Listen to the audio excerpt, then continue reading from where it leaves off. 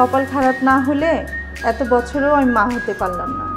বিয়ের কতগুলো বছর পার হয়ে গেল, এখনো পর্যন্ত কোনো বাচ্চার মুখ দেখলাম না। আমার না এইসব লুকোচুরি আর একদমই ভালো লাগছিল। তুমি প্লিজ এটা একটা বিহিত করো। ইলা, আমার এখন অন্য কিছু ভাববার সময় নেই। আমি অফিস নিয়ে সত্যিই প্রবলেমে আছি। দেখো আবির, কে কাকে ভালোবাসে এটা বোঝাই তো মুশকিল। আমার তো মাঝে মধ্যে মনে হয় যে তুমিও আমাকে। কে খোঁজ নিচ্ছিল? এই যে ভার্সিটিতে তোকে কেউ ডিস্টার্ব করে কিনা, আর ডিস্টার্ব করলে তাকে জানাতে বলছে। তাইলে সে এখন কই আছে? সিবলে গেছে বস। সি ব্লকে? হ্যাঁ, তুই অনেক ভালো আছিস। তুই পরাগ ভাইয়ের উপর ভরসা রাখ, ইনশাল্লাহ সব ঠিক হয়ে যাবে। আমি তো একটা হাত হারিয়ে ফেলেছি ভাইয়া, বলতো এখন আমি কি করব? আমি সব কিছু ঠিক করে দেবো রে, যত টাকা লাগবে লাগুক। আমি তোকে আবার পরিপূর্ণ সুস্থ করে তুলব, তুই কোনো চিন্তা করবি না। তুই তোর পরাগ ভাইয়ের উপর ভরসা রাখ। ভাইয়া, ভাইয়া তুমি আমাকে সান্ত্বনা দিচ্ছ? না, কথা দিচ্ছি। আমার হাতের জন্য তো অনেক টাকা লাগবে ভাইয়া। টাকা নিজে নিজে আমার হাতে আসবে, এটা নিয়ে তুই চিন্তা করিস না ছোট। যেভাবেই হোক তোকে বেঁচে থাকতেই হবে, আর আমাকে কয়েকটা দিন সময় দে। খেলা তো সামনেই শুরু হবে, সবকিছু আমার নিয়ন্ত্রণে আসবে।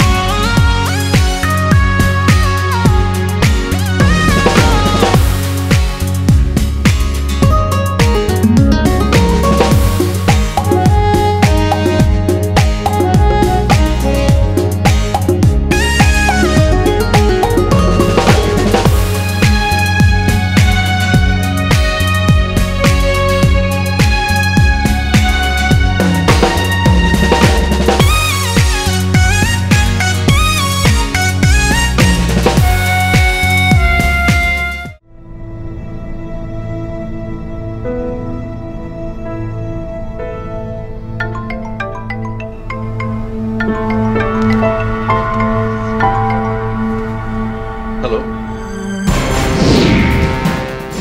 অফিসে?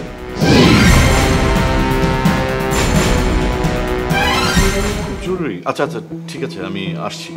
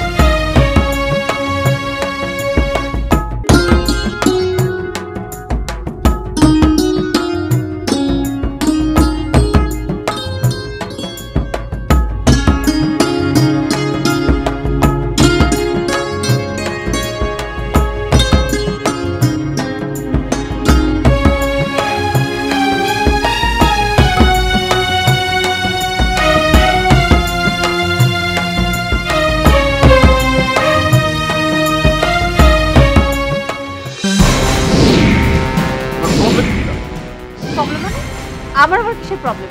তুমি জানো না তোমার কিসের প্রবলেম? কেন হুটার আমাকে কল করো? তুই জ্যোতিক, ইউ আর মাই বয়ফ্রেন্ড, আমি তোমাকে যত কিছু দিতে পারি। না, পারো না। আমি তোমাকে বলেছি তুমি আমাকে মেসেজ করো, প্রয়োজনে আমি ব্যাক করব, কিন্তু তুমি আমার কোনো কথাই শুনতে চাইছো। বউকে এত ভয় পাও? এখানে বউয়ের প্রশ্ন আসছে কেন? কারণ আমি যখন তোমাকে ফোন দিয়েছিলাম, ফোনটা তোমার বউ রিসিভ করেছে। আমি ওয়াশরুমে ছিলাম। তুমি ওয়াশরুমে ছিলে ভালো কথা, তাই বলে কি তোমার ফোন তোমার বউ রিসিভ করবে? কোথা থেকে এসব মেয়ে ধরে নিয়ে এসছো যারা ম্যানারিজম জানে না? সব বউ জেনে বসে থাকে না যে তাদের স্বামী পরকীয়া করে। তুমি কি বলতে চাচ্ছ? মিলিকে নিয়ে খারাপ কিছু বলার অধিকার তোমার নেই, কারণ সে আমার স্ত্রী। ইউর ওয়াইফ, হ্যাঁ, বউ। তা প্রেম করার আগে মনে ছিল না ঘরে যে একটা বউ আছে? বউকে যদি এতই ভালোবাসো, এতই প্রীতি থাকে, তাহলে আমার সঙ্গে প্রেম করতে আসছিলা কেন? হ্যাঁ, আমার শরীরের জন্য?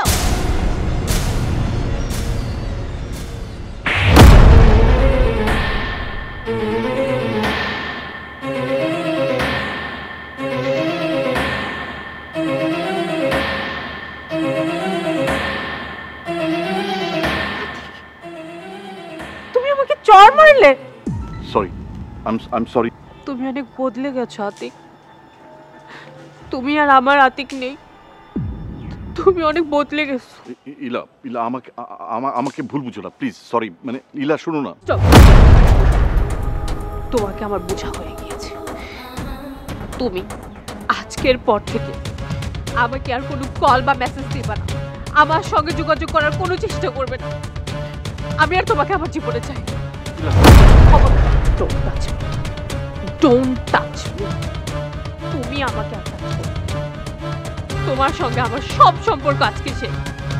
আজকের পর থেকে আমি তোমাকে চিনি না, তুমি আমাকে চেনো না।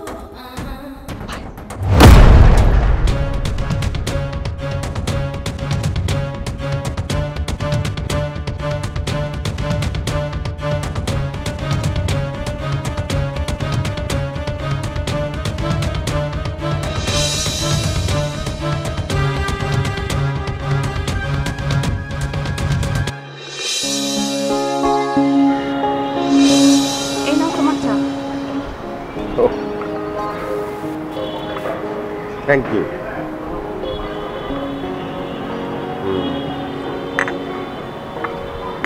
তো হামিদ বাসায় এসেছিল কেন? ওই টুকটাক কথা বলতে। টুকটাক কথা? হ্যাঁ, সবসময় যা বলে। বাড়ি বিক্রির ব্যাপারে কথা বলতে এসেছিল? হ্যাঁ, তো তুমি তো জানো মীরা, ওই বাড়িটা আমার বাবার হাতের তৈরি। আমি ওই বাড়িটা কখনোই বিক্রি করতে চাই না। হামিদ কি তোমাকে থ্রেট করেছে নাকি? হামিদের আর কাজ কি, এসবই তো করে বেড়ায়। আমি অবশ্য পাত্তা দিই না। একবার যদি ইলিয়াসকে বলি, একজন ক্রিমিনালকে ঠেকাতে আরেকজন ক্রিমিনালের আশ্রয় নেবে নাকি? এভাবে বলছো কেন মীরা? ইলিয়াস আমার ভাই। তোমার এই ভাইয়ের কারণেই কিন্তু তোমার বড় ছেলেকে কিডন্যাপ হতে হয়েছিল, সেটা তুমি ভুলে গেছো? না না, ভুলবো কেন? আতিককে যারা ধরে নিয়ে গিয়েছিল, ইলিয়াস তো তাদের কঠিন শাস্তি দিয়েছে।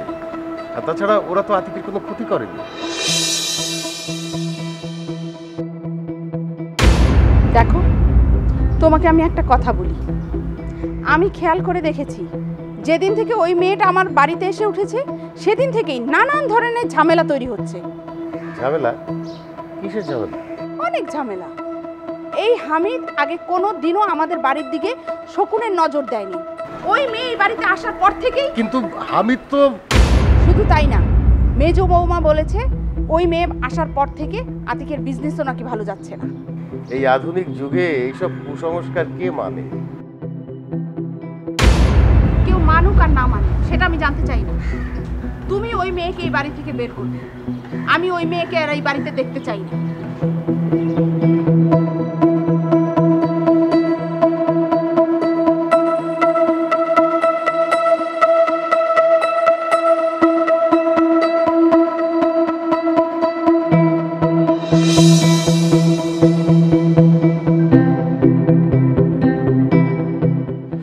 আরে তোমার সাথে দুলাভাইয়ের কথা হয়েছে কিনা? শ্যামলী, সম্ভবত বিষয়টা আর আমার এখতিয়ারে নেই। দুলাভাই নিজেই চাচ্ছেন চট্টগ্রামের প্রজেক্টটা ফারিয়া ডিল করুক। কিন্তু আমার বাবা সেটা চান না। মানে? বাবা সবসময় কি চেয়ে এসেছেন সেটা কিন্তু তুমি খুব ভালো করে জানো। তুমি জানো যে বাবা সবসময় তোমাকে একটা উঁচু স্থানে দেখতে চেয়েছেন। এনিওয়ে, তুমি যদি বলো আমি বাবাকে এখানে ইনভলভ করতে পারি, তাতে লাভ? তোমার ভাগ্নি তখন হালে পানি পাবে, বুঝে যাবে চট্টগ্রামের প্রজেক্ট ডিল করা কতটা ঝামেলার। তার কোনো দরকার হবে না শ্যামলী। এমনিতেই ফারিয়া এই চট্টগ্রামের প্রজেক্টটা সামলাতে পারবে না। কেন? ইবাদত ইবাদত আমার লোক, ওকে সব আমি বলে দিয়েছি। অলরেডি ও ঝামেলা শুরু করে ফেলেছে। তাহলে আমার বাবা? আমি চাই না বাবা এইসব বিষয়ে ইনভলভ হোক। কোনোদিন যদি এই ব্যাপারগুলো ডিসক্লোজ হয়ে যায়, বাবা খুব ছোট হয়ে যাবেন। খায়রুল, তুমি বাবাকে যতটা হালকাভাবে নিচ্ছ, বাবা কিন্তু সেটা না। এমনকি বাবা তো এটাও বলেছেন যে তুমি এখানে পড়ে না থেকে বাবার কোম্পানিতেও জয়েন করতে পারো। করবো শ্যামলী,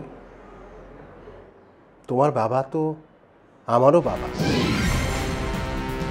কিন্তু সবার আগে আমি আমার গোলটা ফুলফিল করে নেই। সেটা কতদিনে? দিন আর মাসের হিসাব নয় সেটা শ্যামলী, এটা আমার জন্য অনেক বড় একটা চ্যালেঞ্জ। এই শেষ সময় এসে দুলাভাই আমার সঙ্গে যা শুরু করেছে, আমি মোটেও তা মেনে নিতে পারছি না।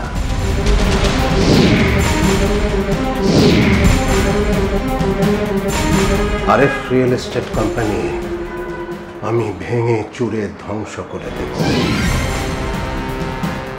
শুধু সময়ের অপেক্ষা মাত্র।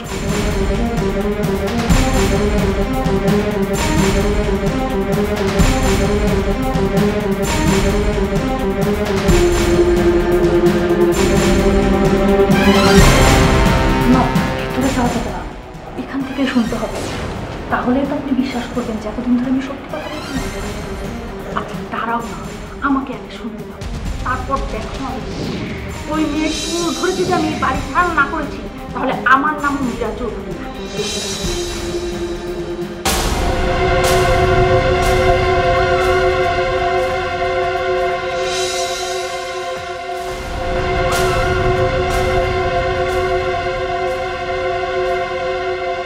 আম্মা, এত সকালে তোমরা এখানে কি করতেছো? তুমি এখানে? আজিব, আমি এখানে মানে ঘুম থেকে সোজা উঠে তো এখানে আসলাম, ভাবলাম একটু কফি খাবো, কিন্তু তোমরা তো দেখি চোরের মতো এখানে মৃত্যুদার কি করতেছ আম্মা তোমরা এখানে?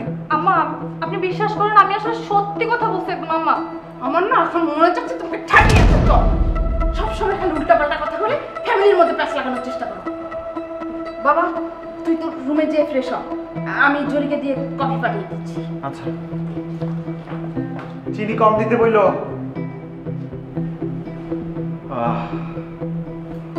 আজকে অনেকদিন পর একদম ফার্স্ট ক্লাস একটা ঘুম হইলো। কফি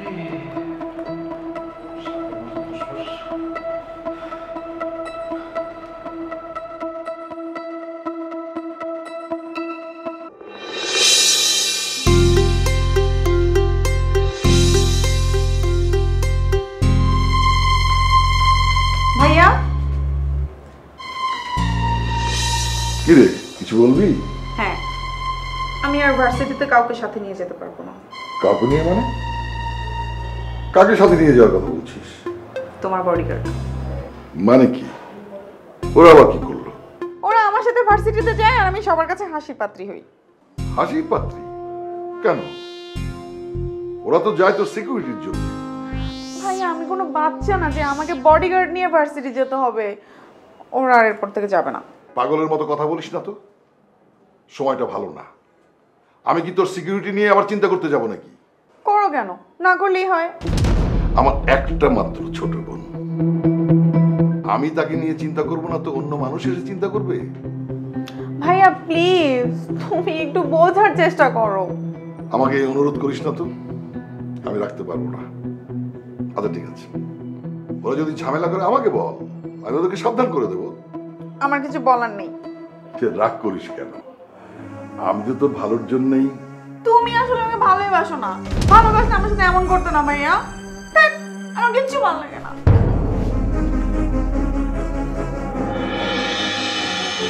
তুই বুঝবি না রে বোন, এই ভাই তোকে কতখানি ভালোবাসে, কখনো সেটা তুই বুঝবি না।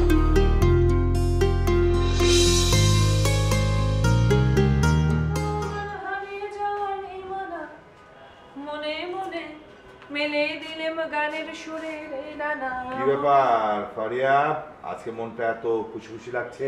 যে দেখ তোর কাজে হেল্প করছি, আমি কিন্তু এখনো যে বুড়ো হয়ে যাইনি যে তোর কাজে হেল্প করতে পারবো না। এসব কি কথা পাপা? তোমাকে কে বলেছে তুমি বুড়ো হয়ে গেছো? তাই তো, সেটা তো আমি নিজেই বলি। কে বলেছে আমি বুড়ো হয়েছি? আমি তো একদম ইয়াং একটা ম্যান।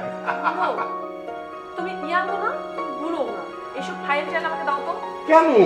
কেন মানে ডক্টর আঙ্কেল কি বলেছে তোমার মাথায় নেই? হ্যাঁ, তোমাকে বলেছে রেস্ট করতে, তোমাকে বলেছে প্রেসার না নিতে, আর তুমি সেসব কাজ করছো। মারে, ডাক্তাররা এইসব কথা বলেই থাকে। আর সালাম তো আমার বন্ধু মানুষ, এই জন্য বেশি পছন্দ করে, টেক কেয়ার করে, এই জন্য আমাকে এই কথা বলছে।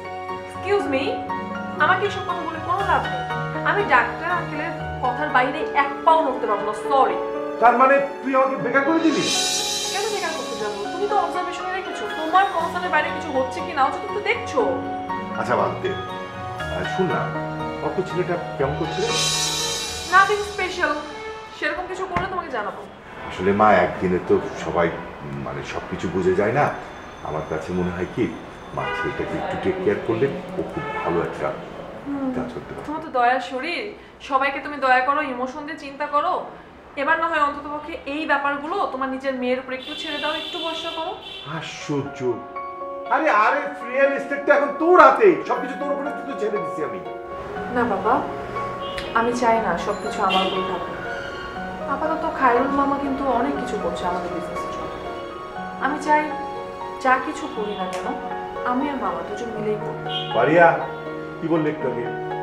আমি খুব ইমোশনাল একটা মানুষ। এখন যে তুই ইমোশনাল হয়ে গেলি,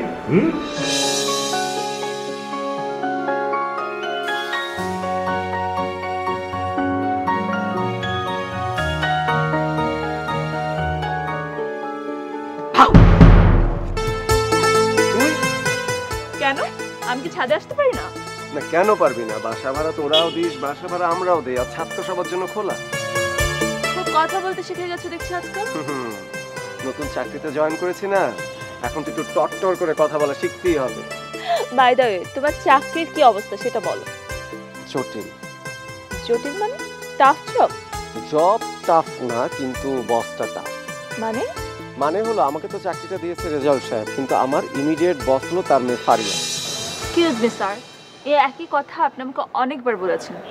ঘটনা কি বলেন তো? আপনি আবার আপনার মেয়ে বসের প্রেমে পড়েছেন তো? প্রেম? তাও আবার ওই মেয়ের সাথে? কেন? সমস্যা কি তার? রিয়া, আমাদের সমাজে কিছু মানুষ আছে, তাদের ভীষণ থাকে উপরের দিকে, নিচের দিকে তাকানোর সময় বা রুচি কোনোটাই তাদের থাকে না। মিস ফারিয়া হলো সেই ক্যাটাগরির মানুষ। অহংকারী? ভীষণ অহংকারী, জেদি এবং বদমেজাজি। তোমাকে আবার বকাঝকা দেয় না তো? এখনো করে না, তবে ভবিষ্যতে করতে পারে। আসলে হয়েছে কি, ওই মেয়ে তো আমাকে মানুষের কাতারই মনে করে না। অনেক টাকা পয়সা আছে তো, আমাদের মতো নিম্ন মধ্যবিত্তদের মনে করে কি প্রথম। তাহলে চাকরিটা করার দরকার, যেখানে তোমাকে ছোট করে সেখানে চাকরিটা কেন করতে হবে তোমাকে? দেখ, ছোট বা অপমানিত হতে আমার কোনো আপত্তি নেই। নতুন চাকরি, আমাকে তো কাজ শিখতে হবে, কিন্তু মায়ের মনে কষ্ট লাগে এমন কোনো কিছুই আমি করতে চাই না। তাই যেভাবে চলছে চলুক না, জীবন কাকে কোথায় গিয়ে দাঁড় করায় কে জানে। শোন, আম্মাকে আবার এসব কথা বলিস না, শুধু শুধু টেনশন করবি। তুই তো জানিসই সে বেশি টেনশন করে, তাই না? আমি কেন কথা শুনবো? আমি বলে দেব। কেন বলবি? মানে সবসময় আমারে কেন তুই এরকম চেতাবি? আচ্ছা ঠিক আছে, বলবো না, ওকে। কিন্তু আমাকে একটা কথা বলো, নতুন যে বস তোমার, সে কি খুব সুন্দরী? অনেক লম্বা। লম্বা? তোমার থেকেও লম্বা? হ্যাঁ, ওই